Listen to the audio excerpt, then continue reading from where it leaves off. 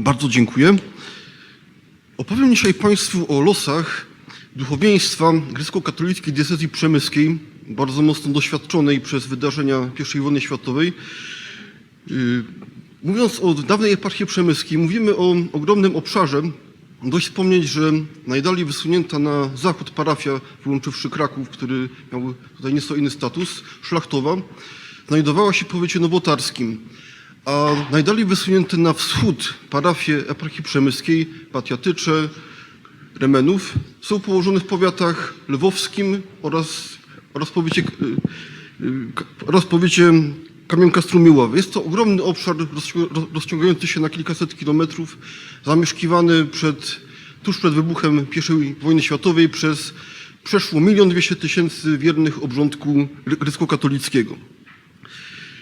Na tym obszarze szczególne swoje piętno wycisnęły represje dokonywane przez władze austriackie, zarówno cywilne, jak też wojskowe.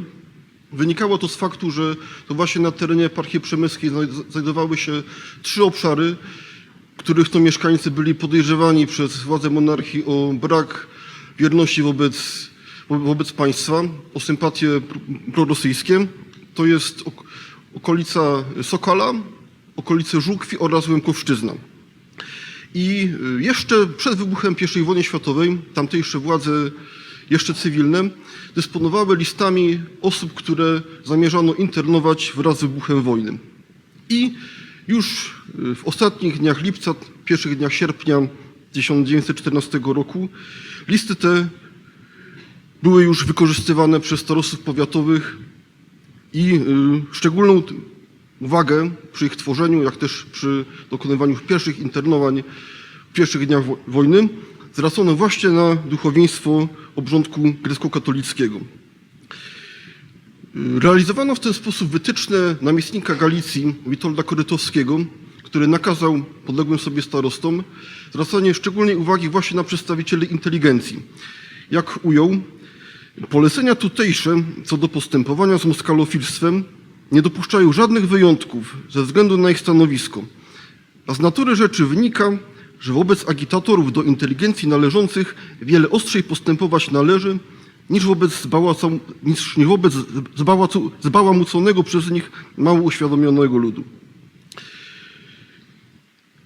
Starostowie powiatowi najczęściej nie dysponowali żadnymi konkretnymi dowodami jakiejkolwiek zdrady państwa, czy też działalności w duchu prorosyjskim, najczęściej uzasadniając konieczność internowania danego duszpasterza, formowali bardzo ogólnikowe, gołosłowne tezy.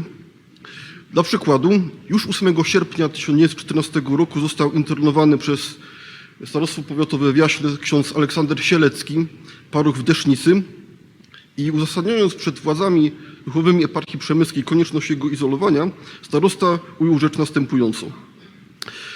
Podejrzanego o agitację rusofilską, niebezpieczną dla działalności państwa i niebezpieczną działalność dla państwa i mobilizacji księdza Aleksandra Sieleckiego byłem zmuszony przytrzymać w areszcie prewencyjnym na tak długo, dopóki nie zajdą okoliczności przemawiające za jego uwolnieniem. A więc nie ma jakichkolwiek konkretnych dowodów. Uważamy danego duszpasterza za wroga państwa, szczegółów brak.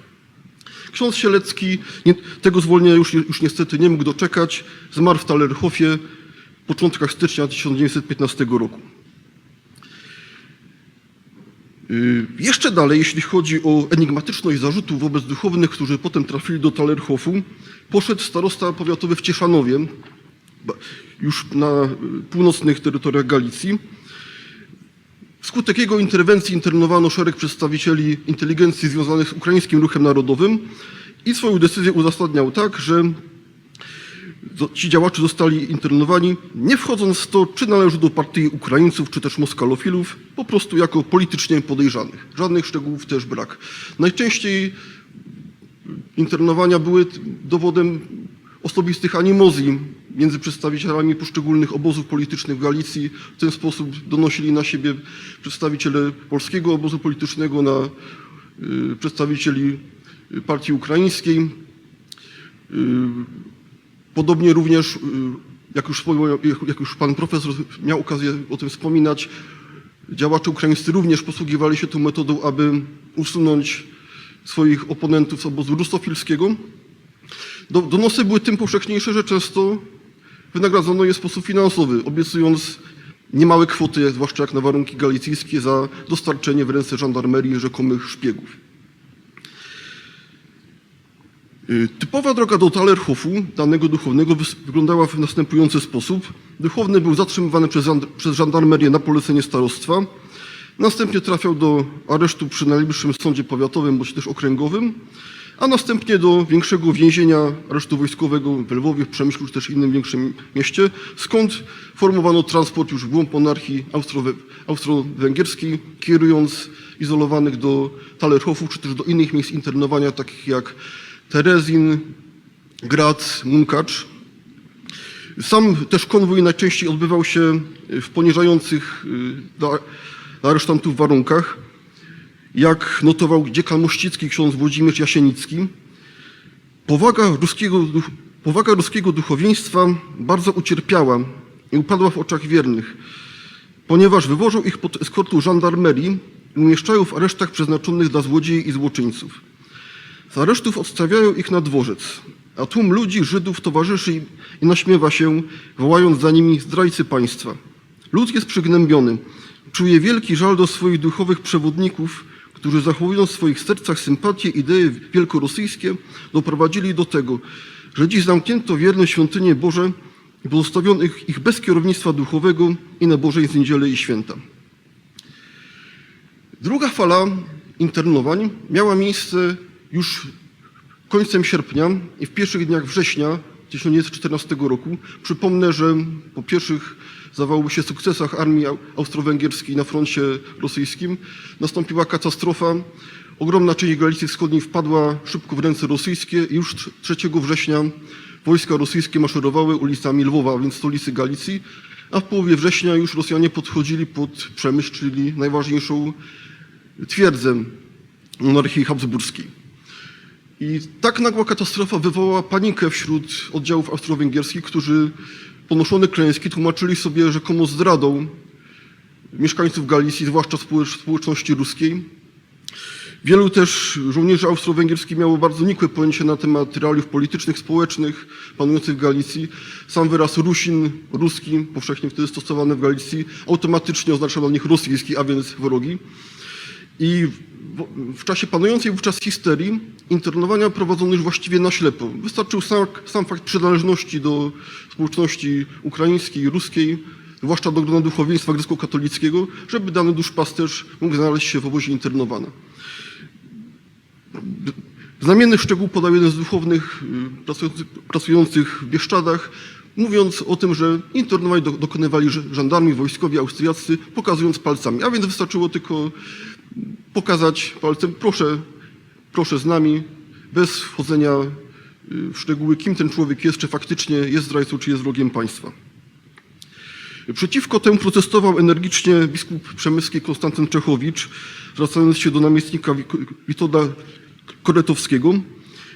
My jednak w żaden sposób nie możemy przypuścić, żeby tak znaczna liczba księży mogła być w takiej mierze podejrzana, aby ich potrzeba było usuwać i internować ich duszpasterskich posad.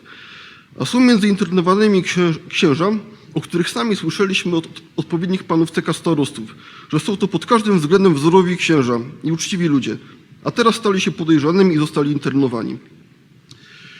Szczególną skalę miała akcja represyjna wobec duchowieństwa eparchii przemyskiej w samym Przemyślu i jego najbliższych okolicach.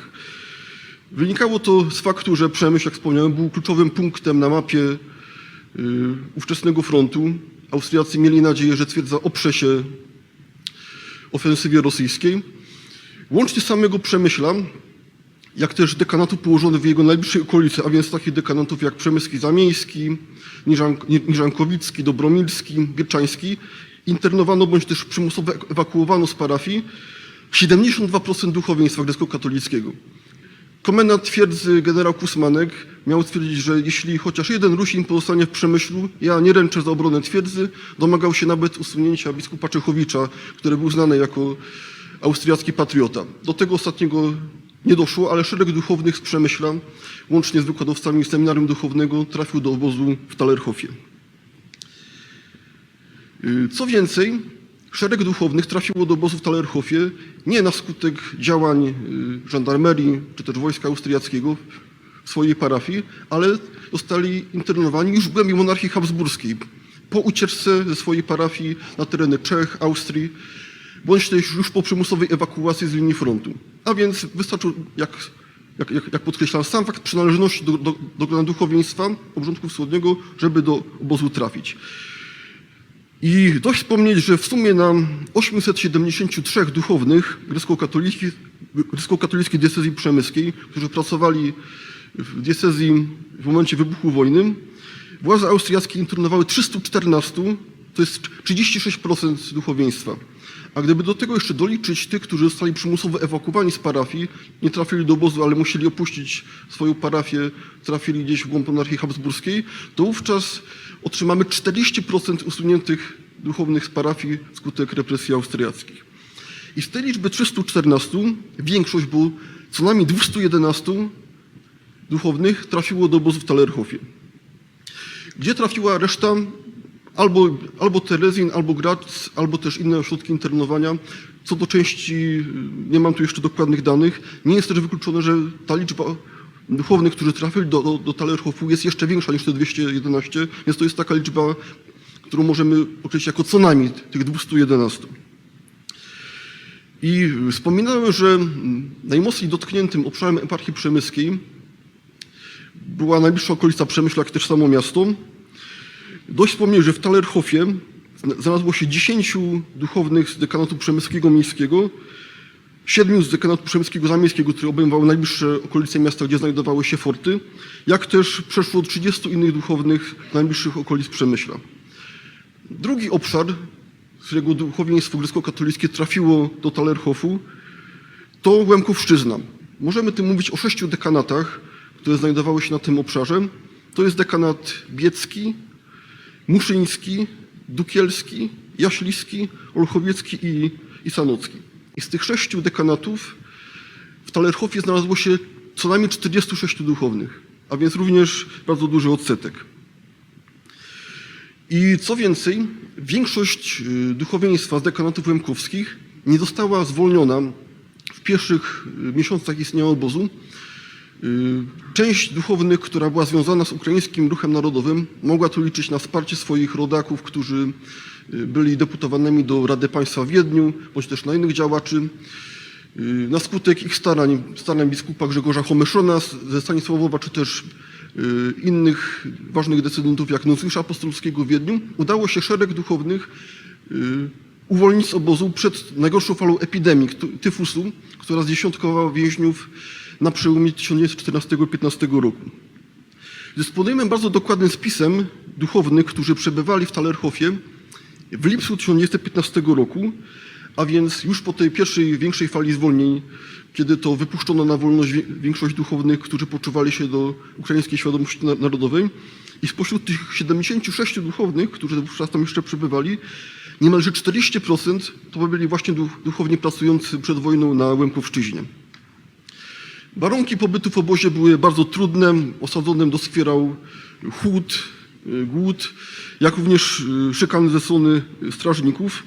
Jak wspominał ksiądz Grzegorz Makar, który był parochem we wsi Uherce Mineralne, to jest dekanat liski, wyznaczyli nas do różnych robót, na przykład zamiatania ulicy między barakami, zbierania rękami końskich odchodów. Nie było przy tym najmniejszej różnicy między sutanną, surdutem świeckiego inteligenta i sukmaną chłopa. W święto Jom Kipur żołnierze zaprzęgli Żyda do brudnej roboty. Załadowali pełną taczkę śmieci, na nią posadzili księża Włodzimierza Polańskiego, a dalej Żyd pchał taczkę. Z powrotem to ksiądz Włodzimierz Polański wiózł Żyda. Szyderstwom nie było końca. Jeszcze inny internowany, Bazylii Makowski, tak pamiętał z kolei zachowanie strażników wobec duchownych. Straż obozowa najbardziej znęcała się nad naszymi księżmi. Dobierali ich codziennie jeszcze do noszenia wody wielkimi wiadrami, partiami po 8 osób na zmianę, do hangarów, namiotów, kuchni, kancelarii. Chłopi na początku chcieli wyręczać swoich księży przy tych pracach, ale dostali raz, drugi kolbami i potem byli już obojętni. Trudne warunki życia w obozie, zwłaszcza epidemia, o której wspominałem, doprowadziły w sumie do śmierci 15 duchownych eparchii przemyskiej. Pierwszym z nich był internowany w Talerhofie ksiądz Edward Kusznir, proboszcz wstronny w dekanacie drohobyczskim. Zmarł on w pierwszych tygodniach istnienia obozu końcem września 1914 roku. Natomiast ostatni z osadzonych w Talerhofie duchownych eparchii przemyskiej, ksiądz Olimp Polański, paruch w Jurowcach koło Sanoka, zmarł w marcu 1917 roku, a więc po niemalże 3 latach pobytu w obozie. Był to też jednocześnie ostatni rok istnienia obozu w Talerhofie. Wśród ofiar możemy też wymienić księdza Michała Ludkiewicza, profesora przemyskiego seminarium duchownego. W sumie na 21 duchownych grecko-katolickich, którzy zmarli w Talerhofie, aż 15 właśnie pochodziło z eparchii przemyskiej, a więc przeszło 2/3. I ci, którzy zostali zwolnieni na samym końcu, a więc w momencie rozwiązania obozu w 1917 roku, najczęściej wracali do swoich parafii już całkowicie podupadli na zdrowiu. Oddajmy głos księżnej Matyldzie Sapierzynie, która posiadała majątki w parafiach Siedliska oraz Hrebenne koło Rawy Ruskiej. Nasz paroch hrebeński, ksiądz Nil Łomnicki, został wydany przez swoich lokalnych przeciwników. Zwracam uwagę raz jeszcze na ten wątek osobistych porachunków, które często stały za uwięzieniem danego duszpasterza. Dostał się do obozu w Talerhof, gdzie przebył ciężkie choroby i wrócił po 3 latach złamany na zdrowiu i duszy. On przedtem tęgi i zdrów jak byk, wychudzony, pożółkły, bosy w sandałach i w wyszarzałej sutannie, wyglądał jak powracający z katorgi. Umarł wkrótce po powrocie do Hrebennego.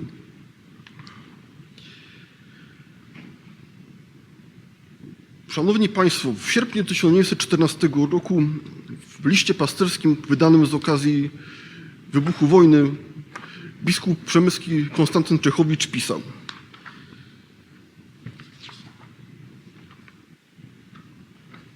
momencik.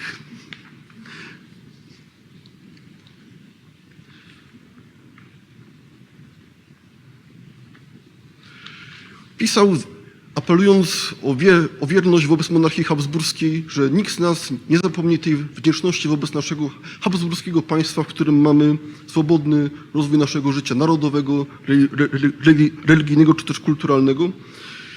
Wydarzenia I wojny światowej całkowicie przyniosły dezaktualizację tych słów. Dramat więźniów Talerhofu, tragedia niesłusznie rozstrzelanych bez wyroku sądowego, czy też skazanych na mocy wyroku sądów polowych. Wspomnę tylko, że szereg duchownych eparchii przemyskiej nie tylko trafił do obozu w Talerhofie, to byli ci, wobec których nie były prowadzone żadne postępowania sądowe, ale również trafił pod zarzutem zrady państwa, najczęściej zupełnie niesłusznie, przed sąd polowy. Miał również przypadek skazania na śmierć duchownego. Był to ksiądz Piotr Sandowicz, paroch w Brunarach, został rozstrzelany we wrześniu 1914 roku razem ze swoim synem Antonim. I te okrutne represje, śmierć w obozach internowania, przypadki rozstrzelania, mordów bez sądu, całkowicie zburzyły ten obraz dobrej Austrii, która dba o nasz rozwój kulturalny, dba o swoich poddanych. Ta brutalna polityka całkowicie zniszczyła w oczach mieszkańców Galicji ten obraz dobrej Austrii.